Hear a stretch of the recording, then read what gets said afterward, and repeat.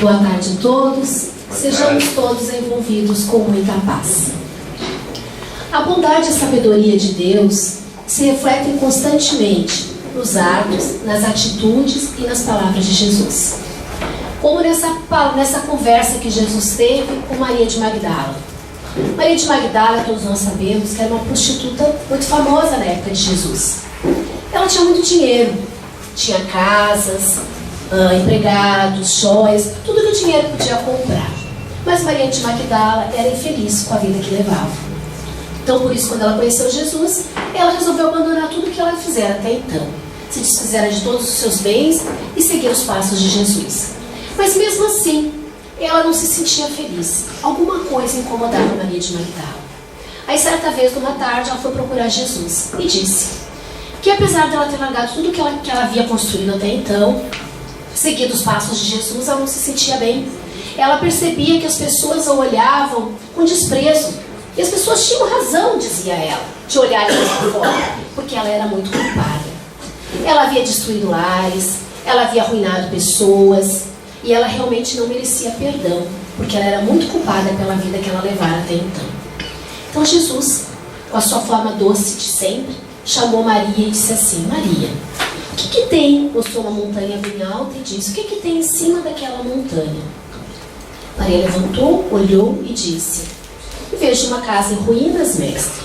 Aí Jesus disse assim: Maria, olhe bem, o que tem adiante da montanha? Aí ela disse, olhou e disse: eu vejo apenas uma casa em ruínas, mestre. Aí Jesus novamente falou: Maria, preste bastante atenção. Olhe na frente desta casa em ruínas, o que você vê? Aí a Maria olhou e disse: ah, mestre, na frente eu vejo umas florzinhas, aquelas bem pequenininhas, na frente da casa de ruínas. E Jesus disse: viu, Maria, se Deus é capaz de colocar sobre uma casa de ruínas flores miudinhas para enfeitar e perfumar aquele local, o que Ele não é capaz de fazer com seus filhos quando se dispõe a melhorar, quando se dispõe a mudar o seu comportamento. A partir então desta conversa, Maria deixou para trás o fardo da culpa de que ela carregava e continuou até o final da sua existência seguindo os passos de Jesus. Ela então trabalhava com os leprosos até vir a desencarnar com lepra também. E como neste exemplo, nessa conversa de Jesus com Maria Magdala, Jesus mostrou que Deus sempre nos perdoa pelos nossos erros. A reencarnação é a maior prova de perdão de Deus para conosco. Quando Ele sempre nos dá uma nova oportunidade de refazer aquilo que até então a gente não conseguia ter feito sozinho, não fez certo. E Deus sempre nos dá uma nova oportunidade de refazer. Mas nós temos grandes dificuldades. Se Deus nos perdoa, nos compreende, nos dá todas as oportunidades das quais nós precisamos, nós, ao nosso tempo, temos muitas dificuldades de nos perdoar e de perdoar os outros também. E algumas vezes, nós acreditamos, escutamos também, que perdoar é esquecer. E aí Divaldo diz que perdoar não é esquecer. Divaldo diz que esquecer faz parte da memória. Então é um problema fisiológico, independe da nossa vontade. E um outro palestrante chamado Sérgio Lopes também fala que perdoar não é esquecer. E ele ainda exemplifica. Ele diz que se a gente esquecesse das coisas erradas que a gente fez, a gente repetiria de novo o mesmo erro. Ele diz ainda que se a gente esquecesse de alguém que nos passou para trás, e a gente acreditava que essa pessoa fosse honesta, mas ela é uma pessoa desonesta, e se a gente esquecer de que ela foi desonesta conosco, ela pode de novo fazer a mesma coisa, porque a gente esqueceu. Ele diz também que o crime do nazismo, se for esquecido pela humanidade, vai ser muito ruim, porque pode se repetir de novo. Então eles nos dizem que perdoar não é esquecer. Mas se perdoar não é esquecer, então o que é perdoar? O slide. Então perdoar é superar o ressentimento, é não guardar mágoas, é não cultivar o ódio, o rancor, é não pensar em vingança, é não cultivar remorsos e culpa. E Jesus sabia o quanto que era difícil, o quanto que era complicado a gente administrar esses sentimentos. O quanto que nós guardamos dentro de nós sentimentos contrários aos que realmente nós devemos cultivar. Ele sabia que só o perdão era capaz de nos libertar da escravidão, da mágoa, do remorso, da culpa, do ressentimento, do ódio, da vingança, que há tanto vem nos prejudicando a nossa caminhada. Por isso Jesus deu tanta ênfase ao perdão durante a sua doutrina. E não poderia ser diferente, porque a doutrina do Mestre é baseada na lei do amor. E nós não podemos amar guardando ressentimento. Nós não podemos amar odiando os outros. Nós não podemos amar sentindo remorso, culpa pelos nossos erros. Então, dessa forma, Jesus nos coloca alguns itens que podemos verificar e acompanhar estes itens para então trabalharmos com esta questão do perdão. Um dos itens abordados por Jesus é que todos erram. E esse ficou bem conhecido, é muito conhecido por nós. É aquele episódio de Jesus onde ele está naquela praça, onde existe uma multidão de pessoas querendo apedrejar aquela que era a mulher adúltera. Então perguntam a Jesus o que fazer e Jesus diz: atire a primeira pedra aquele que não tem pecado. E a história conta que então as pessoas foram saindo, jogando a pedra no chão e virando as costas. E a história diz mais, que primeiro começaram a sair os mais velhos, depois os mais novos. E aí Jesus nos alertando com esta história de que quanto mais tempo, quanto mais velhos nós somos, mais chance de termos errado a gente tem. Porque teve mais tempo para a experiência. Porque nós somos viajores, nós estamos caminhando por uma escola de experiências de aprendizado. E o aprendizado se compõe de acertos muitas vezes, mas de erros também. É assim que a gente vai aprendendo. Então, dessa forma, Jesus nos coloca o dedo na consciência para nos mostrar que nós não devemos culpar os outros, porque nós erramos também. Porque o processo de aprendizado é esse, de acertos e de erros. O erro tem o seu lado negativo, mas também tem um lado positivo quando nós podemos aprender com ele, a não repetir aquele mesmo engano, aquele mesmo equívoco. Tem um lado positivo quando nos coloca a todos na mesma situação, quando nos mostra que todos nós somos viajores de uma mesma caminhada, que todos nós estamos no mesmo barco, com o objetivo de evoluir. E nesta caminhada há acertos e há erros. E Jesus então nos propõe, quando diz, atire a primeira pedra quem não tem pecado, ele nos propõe a verificar em nós. Muitas vezes os erros que cometeram conosco são erros que nós também cometemos com os outros também, ou que já cometemos há pouco tempo atrás. Então nos mostrando que nós queremos ser liberados, que nós queremos ser perdoados, porque nós merecemos isso, os outros também o merecem. Então ninguém é capaz de julgar o outro, sendo que este também tem a sua parcela de responsabilidade, porque está na caminhada do aprendizado, está na caminhada do acerto e do erro também. Então muitas vezes o problema não está em errar, o problema está em continuar errando.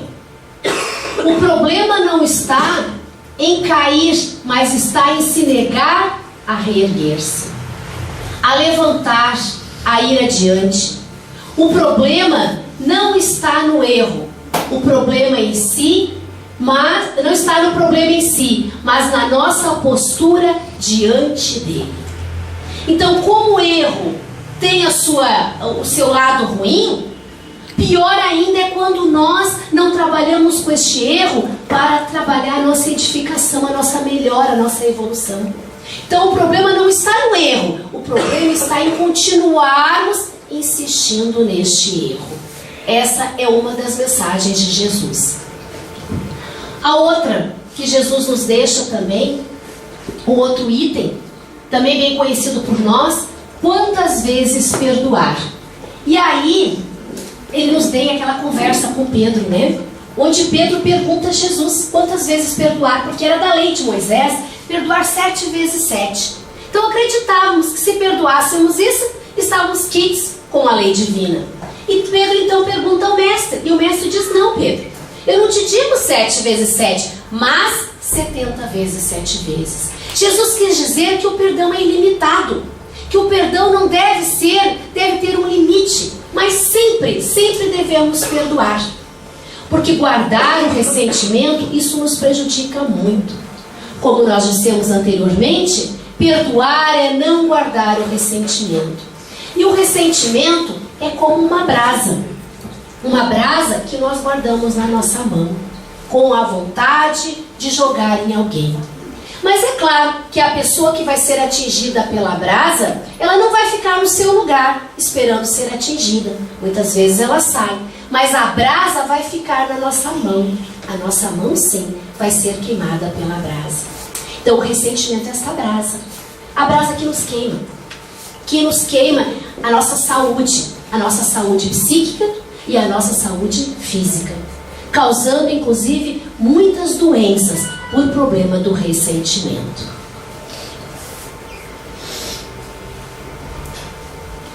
Perdoar é abrir mão da retaliação. Perdoar é abdicar de vingar-se.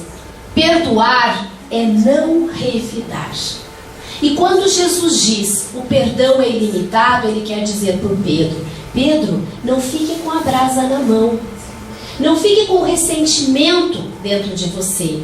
O ressentimento que está ali queimando. E quando dizemos é abrir mão da retaliação, abrir mão de vingar-se, não revidar, quer dizer que não é só fisicamente.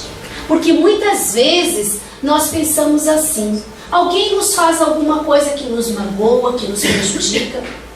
Então nós sabemos que não devemos nos vingar, mas não fazemos isso fisicamente. Mas o nosso pensamento está o tempo todo desejando o mal para aquela pessoa que nos prejudicou. A gente até usa Deus para fazer isso, porque a gente diz assim: ah, eu não fiz nada, mas Deus é justo, Deus é bom.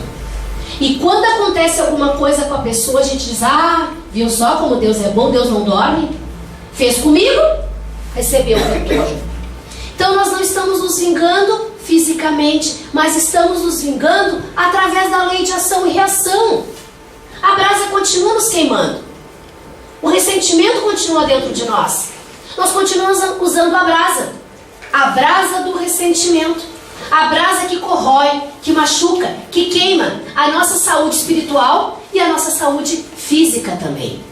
Então por isso que Jesus nos alertava: não fique com a brasa na mão, não fique com o ressentimento. Esquecer você não vai esquecer, porque faz parte da sua memória e é bom você lembrar, para não repetir o erro, para tomar cuidado, para ter mais atenção. Mas não revide, não guarde ressentimento, não guarde a mágoa, não retorne, não fique com a brasa que lhe machuca e lhe prejudica também. Outro item abordado por Jesus é a quem perdoar. E aí, nesse caso, Jesus não faz distinção. Jesus nos diz que nós devemos perdoar a todos, amigos e inimigos. Porque quando alguém nos machuca, nos prejudica, nos magoa, e alguém que nós amamos, fica mais fácil a gente desculpar, perdoar, entender, compreender que é um irmão que caminha conosco, um irmão que também está no processo de evolução. Mas quando é alguém que a gente já tem alguma restrição, aí se torna mais complicado. Mas Jesus diz que para perdoar não existe restrição. Temos que perdoar a todos, amigos e inimigos. E existe um livro chamado Novamente Juntos, se eu não me engano, e ele conta a história de um homem que nós vamos chamar de Zé. E conta-se que o Zé, certa vez, estava num lago. E esse lago, ele não era fundo, mas ele era extenso, era largo. E ele viu então o Senhor, ali pertinho, um velhinho, perto daquele lago. E percebeu que aquele velhinho queria atravessar o lago. E aí o José foi lá e perguntou se ele precisava de ajuda. Ele disse: eu realmente preciso. Eu preciso atravessar este lago, mas eu não tenho condições de fazer isso sozinho, porque eu não posso me molhar, eu estou muito doente. Aí José disse assim: não, mas eu sou forte, posso lhe carregar no colo e ajudar a atravessar. E foi o que ele fez. Quando chegou do outro lado do rio, ele se surpreendeu, porque aquele velhinho se transformou na sua frente num rapaz, jovem, robusto.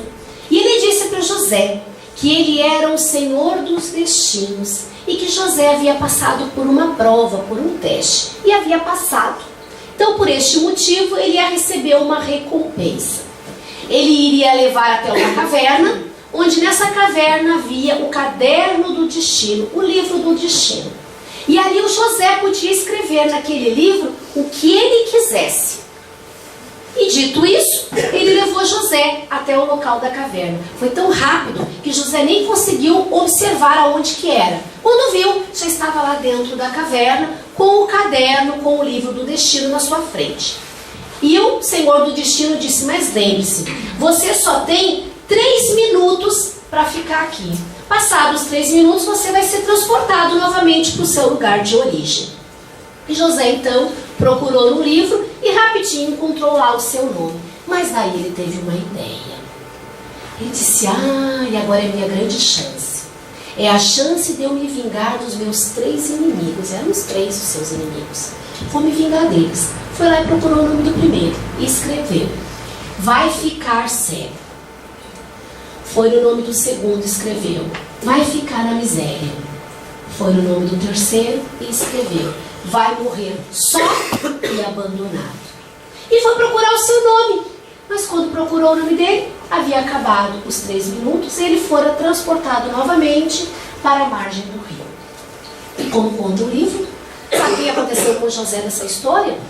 Ele acabou ficando cego, na miséria, sozinho, abandonado pela sua família. E pior ainda, se lamentando, porque perdera toda a sua existência em se vingar dos seus inimigos. Quando que ele poderia ter aproveitado mais a sua existência no sentido da sua evolução? Se ele não estivesse tanto preocupado com os outros, não teria problema de saúde e não ficaria cego. Se não estivesse tão preocupado com os outros, se preocuparia mais com os seus negócios, não ficaria na miséria. Se ele não estivesse tão preocupado com o seu inimigo, ele ficaria mais preocupado, mais presente com a sua família e não teria sido abandonado pela esposa e pelos filhos. Então conosco também precisamos prestar atenção. Nós não temos o livro do destino nas nossas mãos, concretamente, mas temos sim o livro do destino que nós fizemos nas nossas vidas.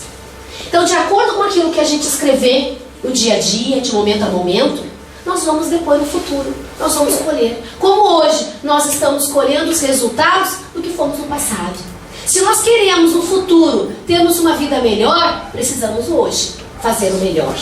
O caderno do destino não está fisicamente nas nossas mãos, mas a todos os momentos se apresenta nas nossas oportunidades, na nossa caminhada. Então este é o terceiro item abordado por Jesus, a quem perdoar. O outro é quando devemos perdoar. E aí Jesus nos fala, quando a gente pergunta, ele diz, reconciliai-vos o mais depressa possível, enquanto estáis a caminho. Porque Jesus sabia que muitos dos nossos problemas nós fazemos de outras existências. No começo da nossa conversa, a gente colocou que perdoar não é esquecer.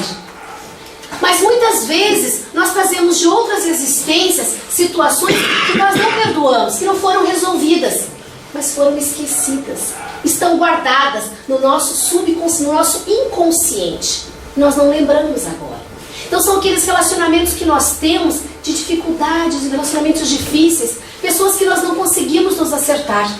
É porque de alguma forma, em alguma razão, não nessa existência, nós não lembramos o que aconteceu, mas algo aconteceu no nosso passado. Situações mal resolvidas lá, e que hoje nós não lembramos, porque foram guardadas no nosso inconsciente, mas não foram superadas, não foram resolvidas. Nós guardamos o ressentimento e trazemos para cá, trazemos para esta existência. E dentro da família é o grande cenário.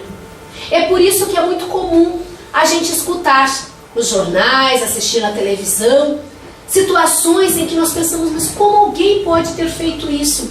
Crimes dentro da família. envolvendo pais, envolvendo filhos, envolvendo esposo, esposa, enfim. E aí nós percebemos que são grandes adversários, antigos adversários, que retornaram na mesma família para se acertar, para se perdoar, para não guardar mágoas, para tratar os ressentimentos, para superar os erros que foram guardados, que não foram superados, mas não conseguiram, faliram novamente e acabaram então se dividindo mais.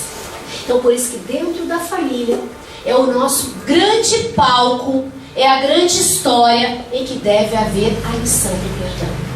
É ali, dentro da família, a qual nós devemos nos preocupar mais no sentido de trabalhar o perdão, para que possamos não deixar para depois. Lembrar do alerta de Jesus: reconciliai-vos o mais depressa possível, enquanto estáis a caminho. Reconciliar agora, que nós estamos aqui na mesma família. Compreender que somos irmãos na mesma caminhada. E além disso, Jesus sabia que os problemas obsessivos eram problemas que atrapalhavam muito a nossa caminhada evolutiva. Isso ocorre muito com erros que cometemos, onde não conseguimos superar, não conseguimos perdoar, não fomos perdoados. Guardamos a culpa dentro de nós, e a culpa é o plugue para as obsessões. E aqueles nossos adversários, que já estão desencarnados e que nos encontram através das energias da culpa, do remorso, vem até nós nos exigir justiça, nos exigir reparação. Coisa que a gente já deveria ter feito no passado, mas não conseguiu fazer. Então hoje nós estamos novamente aqui, encarnados, com o objetivo de resolver os nossos problemas, as nossas dificuldades, superar aquilo que nós deixamos no passado e coisas que nós estamos também cometendo hoje. Que possamos superar para mais tarde, no nosso futuro, nós não tenhamos mais os nossos problemas, as nossas dificuldades já tão sérias dos processos obsessivos, que atrapalham muito a nossa caminhada. Então até aqui, nós conseguimos compreender que perdoar não é esquecer, né? E que muitas vezes, nas lições, nos itens que Jesus nos colocou, Ele nos coloca, Ele nos põe o dedo na consciência e nos pede que a gente se coloque no lugar do outro. Que nós erramos, que os outros erram, mas nós erramos também. Mas existem algumas situações que estão além da nossa capacidade de perdoar. São situações que nós percebemos que nós hoje não faríamos mais aquilo. E que as pessoas fazem ainda. E o que fazer então nessas situações? Por exemplo, o que pensar de um assassino?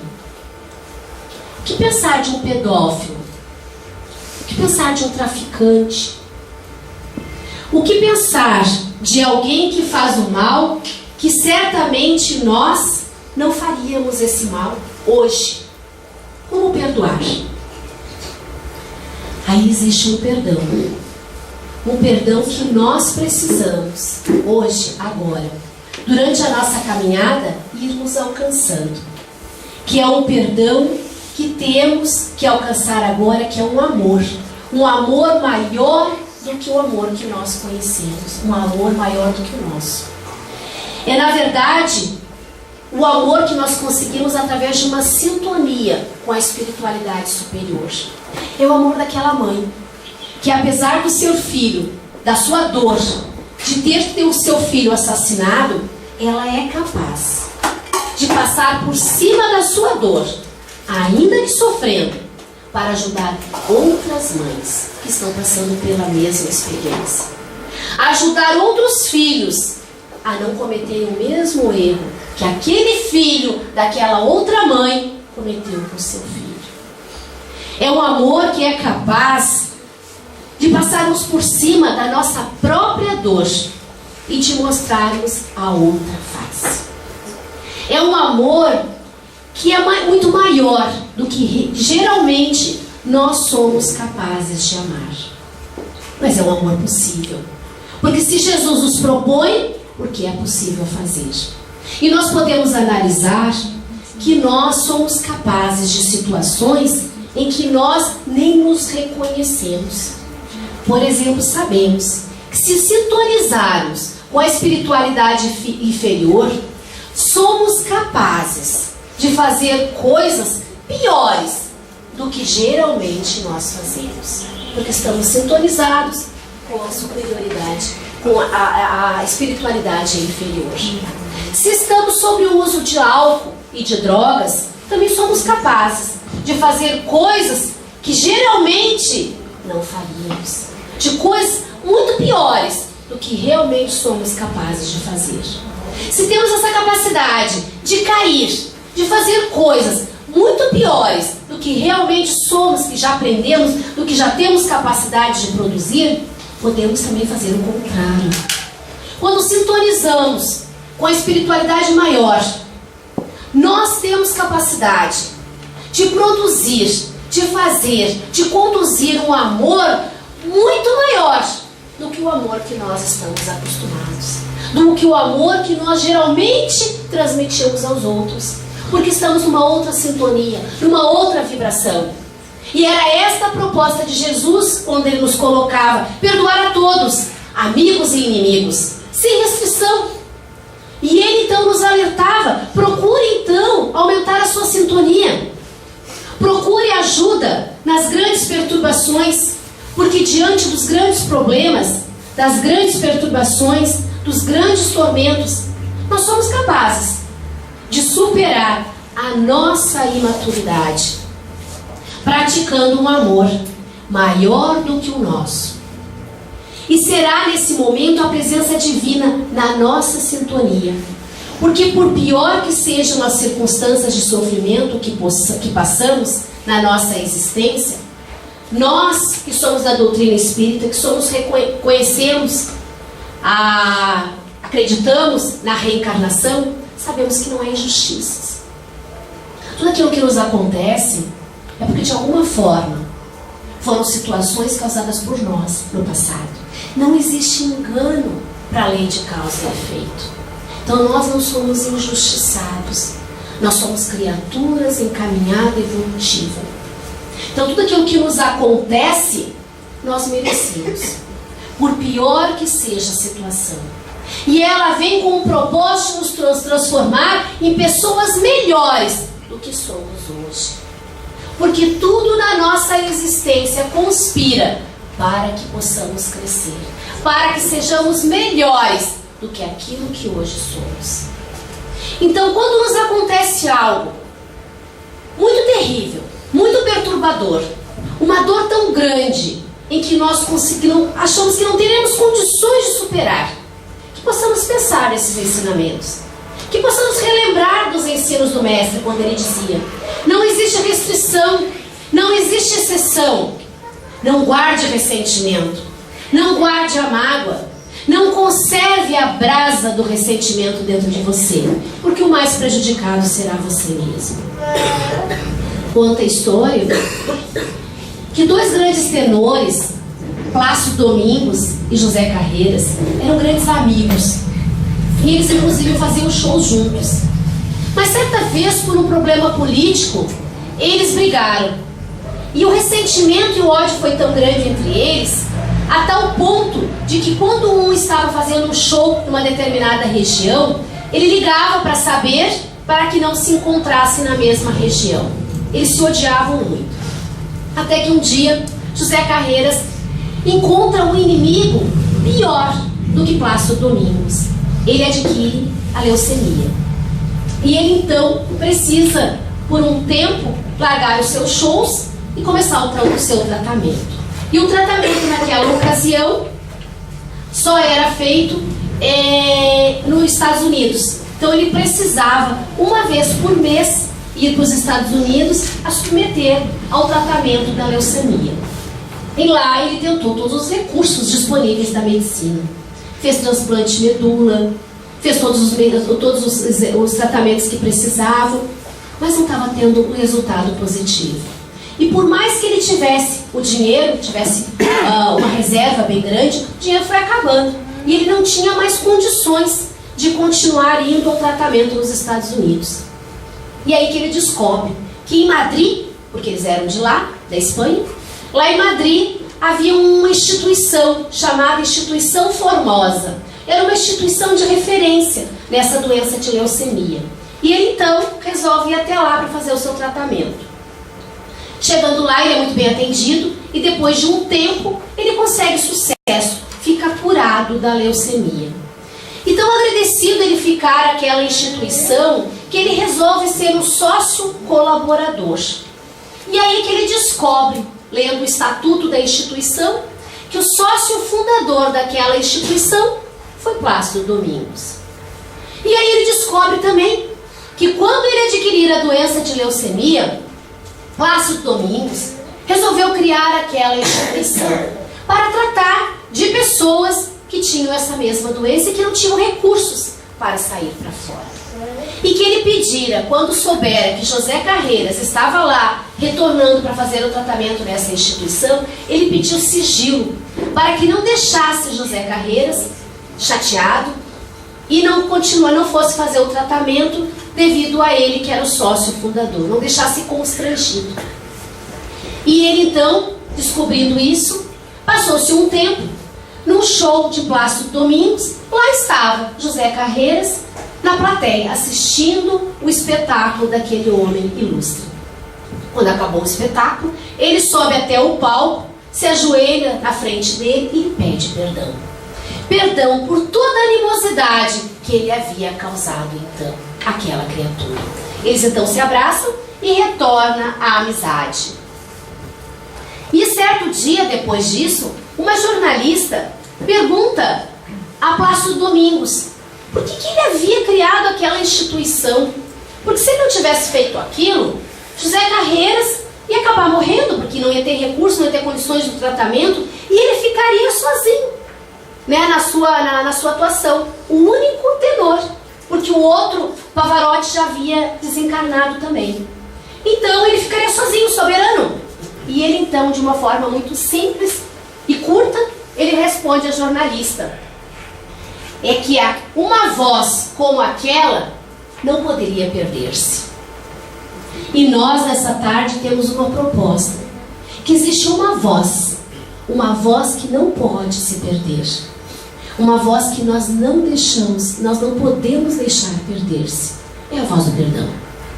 A voz do perdão que, unida a outras vozes, é capaz de mudar o nosso mundo, de um mundo de provas e expiações para um mundo de regeneração, um mundo de dificuldades, de dor, de sofrimento, para um mundo repleto de amor.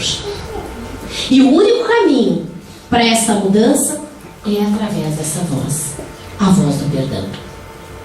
Então era essa a nossa proposta dessa tarde: relembrar os ensinamentos do Mestre, quando ele nos alertou tanto a respeito do perdão, da necessidade de conduzir a nossa vida no sentido de compreender no outro o irmão na caminhada evolutiva, o irmão como nós, que já erramos e que já cometemos erros graves no passado, que hoje já não lembramos, porque ficou no nosso inconsciente. E que hoje, se já não praticamos, é porque já houve um avanço. Mas existem irmãos nossos que precisam da nossa ajuda, porque ainda não conseguiram atingir esta caminhada, mas que também conseguirão. E que tudo que nos acontece nessa caminhada, Jesus já nos alertava: não cai nenhuma folha sem que Deus tenha conhecimento, nem um fio do seu cabelo sem que Deus tenha conhecimento.